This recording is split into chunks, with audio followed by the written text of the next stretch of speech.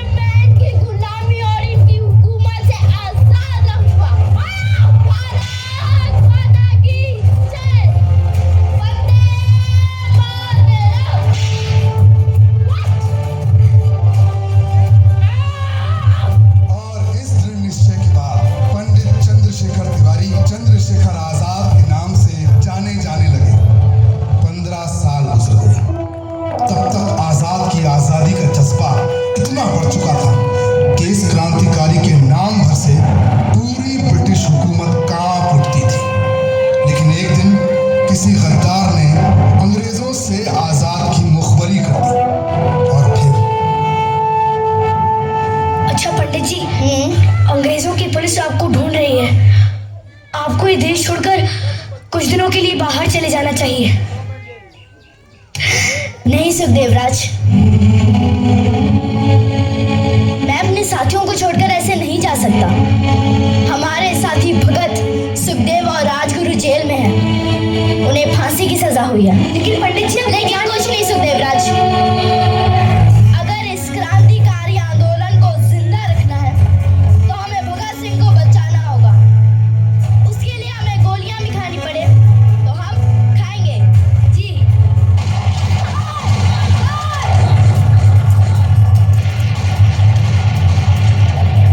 तुम जाओ जाओ सुखदेवराज, मैं गोलों को संभालकर तुम यहाँ से उठेंगे। आपको कोई लगी है, हम साथ में रहेंगे।